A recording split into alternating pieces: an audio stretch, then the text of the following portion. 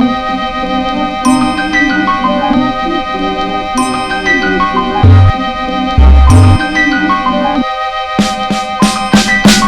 Guys, welcome back to the channel. तो आज हम लोग पढ़ने जा रहे हैं कि मोल्स कैसे निकालते हैं हम। और मोल्स निकालने के 3 मेथड होते हैं, तो एक एक करके हम स्टार्ट करेंगे। लेकिन उससे पहले जान लेते हैं कि मोल क्या होता है। तो मोल जो होता है ये हमारी एक क्वांटिटी होती है, ठीक है। तो जैसे एक डज़न में मेरे 12 होते हैं, 12 बनानास हो सकते हैं, 12 एप्पल्स हो सकते हैं, 12 बॉल्स हो सकती है, कुछ भी हो सकते हैं 12। एक ये मेजरिंग क्वांटिटी है। जैसे डज़न होता है वैसे ही हमारा एक मोल होता है। तो एक मोल में होते हैं हमारे 6.022 इंटू 10 की पावर 23 जो भी हमारी आइटम्स हैं, है ना। तो इस नंबर को हम क्या बोलते हैं, इसको बोलते हैं हम एवोगैड्रोस नंबर। और इसको रिप्रेजेंट हम कैसे करते हैं, n और सबस्क्रिप्ट में एक a लगा देते हैं। तो ये होता है हमारा एक मोल। जैसे एक डज़न में 12 होते हैं वैसे एक मोल में ये होते हैं। जैसे एक सेंचुरी में 100 होते हैं वैसे ही ये एक मेजरिंग क्वांटिटी है। तो अब हम पहला मेथड देखते हैं कि मोल कैसे कैलकुलेट करने हैं। जब हमें गिवन मास पता होगा तो कैसे निकालेंगे। तो इसका देखिए फॉर्मूला क्या होता है, नंबर ऑफ मोल्स को हम n से रिप्रेजेंट करते हैं। तो इसका फॉर्मूला होता है given mass upon molar mass. अब मोलर मास क्या होता है, मोलर मास देखिए जैसे हमें कोई एक मॉलिक्यूल दे रखा है H2O, तो इसका एटॉमिक मास होता है हाइड्रोजन का 1, लेकिन 2 हाइड्रोजन है इसलिए यहाँ 2 हम कर देंगे, प्लस ऑक्सीजन का होता है 16, इसलिए कितना हो गया हमारा 18। अब मोलर मास की यूनिट क्या होती है हमारी, ग्राम पर मोल। मतलब 18 ग्राम वाटर होएगा जब हमारे पास 1 मोल वाटर होएगा।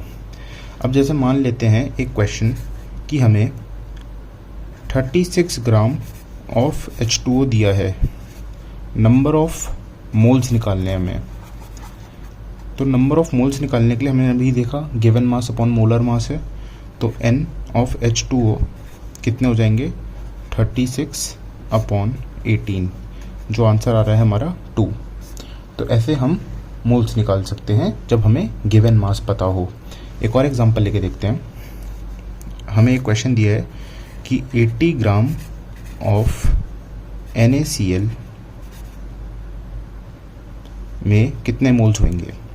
तो Na का हमारे पास एटॉमिक मास क्या होता है 23, और क्लोरीन का क्या होता है 35.5। तो वैसे ही अगर हम इनको ऐड अप कर लें 35.5 और 23, ये मैं आपको करके दिखा रहा हूँ, तो 0.5 और ये 8 और ये 5, तो ये हमारा क्या बन जाता है 58.5 ग्राम पर मोल। ये क्या है दोस्तों, मोलर मास ऑफ NaCl।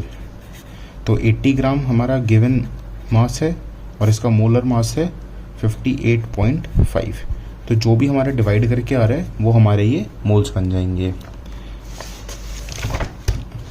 अब जैसे हमें दिया है 40 ग्राम ऑफ NaOH में कितने हमारे मोल्स होते हैं।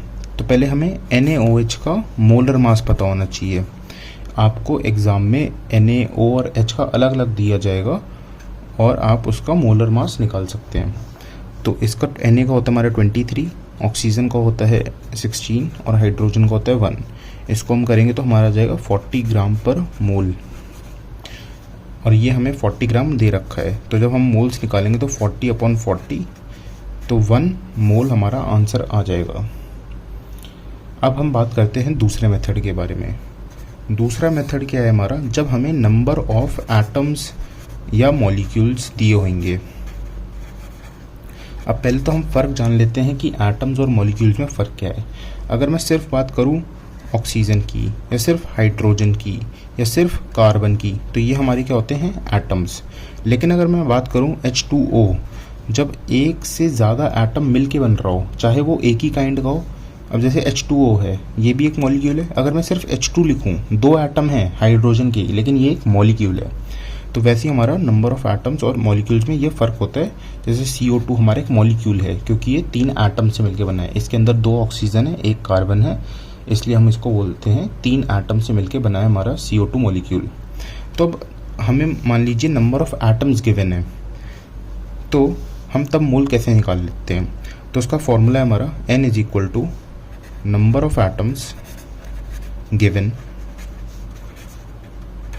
Upon Avogadro's number. Avogadro's number हमने अभी पढ़ा है, क्या होता है 6.022 इंटू 10 की पावर 23। तो अब जैसे फॉर एग्जांपल हमें बोल रखा है कि क्वेश्चन एक दिया है कि 3.011 इंटू 10 की power 23 molecules of NaOH are given. तो इसके मोल्स निकालने हैं। तो इसके मोल्स निकालने के लिए हम क्या करेंगे, हमें पता है 1 मोल NaOH में कितना होता है, 1 मोल NaOH में कितने पार्टिकल्स होते हैं, Na पार्टिकल्स होते हैं हमारे, एवोगैड्रो नंबर, जो कि किसके बराबर है 6.022 इंटू 10 की पावर 23। अब हम क्या करेंगे, फॉर्मूले में डाल देंगे। तो ये क्या, नंबर ऑफ एटम्स गिवन कितने हमारे पास 3.011 इंटू 10 की पावर 23, 3.011 इंटू 10 की पावर 23 अपॉन 6.022 इंटू 10 की पावर 23। ये दोनों टर्म्स कट जाएंगे, ये क्या आ जाएगा मेरा 1/2।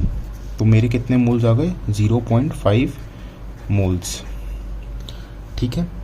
अब हमें मान लीजिए एक और क्वेश्चन गिवन है कि 12.044 इंटू 10 की पावर 23 मॉलिक्यूल्स ऑफ H2O हमारे पास गिवन है, और हमसे पूछा गया है कि number of moles of atoms हमें पता लगाना है। देखिए इस टाइप के क्वेश्चन एग्जाम में आते हैं। तो number of moles of atoms अगर पता लगाना है तो पहले हम क्या करेंगे, पहले H2O के निकाल लेंगे मोल्स कितने, N of H2O, molecules of H2O कितने, तो 12.044 इंटू 10 की पावर 23 अपॉन 6.022 इंटू 10 की पावर 23। तो ये हमारा कितना आ जाएगा 2 मोल्स। 2 मोल्स किसके आए हैं अभी दोस्तों, 2 मोल्स आए हैं H2O के। लेकिन हमसे पूछा गया क्या है, number of moles of atom. तो देखिए H2O में कितने एटम हैं, हमारे पास 2 H हैं और 1 O है। टोटल नंबर ऑफ एटम्स कितने हमारे पास, नंबर ऑफ एटम्स हैं हमारे पास 3, और ये कितने हैं H2O के हमारे पास 2 मोल्स हैं। इसलिए 1 मोल में 3 एटम है, तो 2 मोल में कितने होंगे 2 इंटू 3 6 मोल्स ऑफ एटम्स। इस टाइप का क्वेश्चन हमारा एग्जाम में आता है। तो अब ये हमने दूसरा पढ़ा था, जो कि हमारा ये फॉर्मूला था number of atoms given upon Avogadro's number. अब हम तीसरा पढ़ते हैं, थर्ड मेथड निकालने के लिए कि हम मोल्स कैसे निकाल सकते हैं। तो जब हमें वॉल्यूम गिवन होगी, अब देखिए जो मेरी गैस है, गैस हमारी वॉल्यूम लेती है। तो गैस क्या होता है, इसके मॉलिक्यूल्स फैले हुए होते हैं, तो ये एक पर्टिकुलर वॉल्यूम लेती है। तो हमारा STP के हिसाब से, STP क्या होता है मेरा दोस्तों, standard temperature and pressure, standard temperature and pressure पे। और ये स्टैंडर्ड टेम्परेचर प्रेशर होता है क्या, प्रेशर होता है हमारा 1 atm जो हमारा नॉर्मल एटमॉस्फेरिक प्रेशर है, और टेम्परेचर हमारा होता है 25 डिग्री सेल्सियस, या इसको हम केल्विन में अगर लिखे तो 298 केल्विन भी बोल सकते हैं। तो वॉल्यूम गिवन जब हमारे पास हो तो हम मोल्स उसके कैसे निकालें। तो जब STP पे हमारी कोई भी गैस होती है, कोई भी गैस, तो वो हमारी 1 मोल जो होती है वो 22.4 लीटर वॉल्यूम ऑक्यूपाई करती है ना, इतना ऑक्यूपाई कर लेती है। अब हमें क्या करना है, स्पेलिंग नहीं, सिंगल P आता है ऑक्यूपाई में। अब हमें क्या करना है कि 22.4 लीटर है। अब मान लीजिए हमें दिया गया है कि 44.8 लीटर ऑफ CO2 में कितने मोल्स हैं, number of moles of CO2 निकालने हैं इसमें। तो हम क्या करेंगे, इसका फॉर्मूला क्या है, n है हमारा गिवन वॉल्यूम अपॉन 22.4 लीटर। ये ध्यान रखना है, नीचे हमें वॉल्यूम हमेशा लीटर में लिखनी है, चाहे हमें ये ml में दिया गया हो तो हमें इसको लीटर में कन्वर्ट करना है। अगर ml में दिया आपको नीचे भी रखना है तो आप क्या लिख सकते हो यहाँ पे, और 22400 ml, जब इसको अगर क्वेश्चन में ml में दिया है, लेकिन आप लीटर में ही निकालें तो बेटर रहेगा। तो 44.8 दिया गया था अपॉन 22.4 लीटर, तो कितने आ गए, 2 मोल्स आ गए। ये किसके आए, CO2 के। लेकिन अगर हमसे क्वेश्चन पूछा इसी में यही जाता कि number of moles of atoms कितने हैं, तो number of moles of atoms जो हैं वो मेरे कितने बन जाएंगे, 1 मोल CO2 में कितने एटम्स हैं, इसमें 2 ऑक्सीजन है 1 कार्बन है, तो टोटल नंबर ऑफ एटम्स कितने हैं, इसमें 3 एटम्स हैं। 2 मोल हमने ऑलरेडी निकाल लिया है, 1 मोल में 3 एटम है, तो 2 मोल में कितने होंगे, 2 × 3 6 मोल्स एटम्स। ये आपको समझ आ गया। अब एक और चीज़ हम देखते हैं, इसमें एक और क्वेश्चन करते हैं। जैसे हमें मान लीजिए दे दिया गया है 11.2 लीटर ऑफ कार्बन मोनोऑक्साइड, जिसको हम CO बोलते हैं, इसके हमें नंबर ऑफ मॉलिक्यूल्स निकालने हैं। अब इस ऐसे क्वेश्चन में हम क्या करेंगे, ऐसे क्वेश्चन में हम पहले इसके CO के मोल्स निकाल लेते कितने हैं। तो CO के मोल्स निकालने के लिए अभी हमने फॉर्मूला ऊपर पढ़ा है, गिवन वॉल्यूम अपॉन 22.4 लीटर। तो इसके लिए क्या कर लेंगे, 11.2 अपॉन 22.4, तो कितना आ जाएगा, 0.5 मोल्स। अब 0.5 मोल्स हमारे पास CO है, इसके हमें नंबर ऑफ मॉलिक्यूल्स निकालने हैं। तो 1 मोल में हमारे कितने होते हैं, एवोगैड्रो नंबर होते हैं, तो 0.5 में कितना होएगा, उसका हाफ हो जाएगा। तो 0.5 × 6.022 × 10⁻23, तो ये हमारे कितने आ जाएंगे, इतने मॉलिक्यूल्स आ जाएंगे। इसको अगर आप करोगे तो 3.011 × 10⁻23 हमारे मॉलिक्यूल्स बन जाएंगे ये। तो ऐसे हमने आज मोल्स निकालना सीखा। तो पहला हमने क्या सीखा था, given mass upon molar mass. जब हमें मास गिवन होएगा तो ये हमारा क्या है, पहला मेथड है। मोल देखिए कोई भी क्वांटिटी है, और फिर हमने ऐसे ऐसे इसका H2O और NaCl का हमने मोल्स कैलकुलेट करे, कैसे कैसे मोल्स कैलकुलेट करे जाते हैं। फिर हमने एक और क्वेश्चन करा, NaOH का निकालिए मोल्स। फिर हमने करा नंबर ऑफ एटम्स जब दिए हों तब कैसे मोल्स कैलकुलेट करने हैं, तो number of atoms given upon Avogadro's number. फिर हमने इसका क्वेश्चन करा।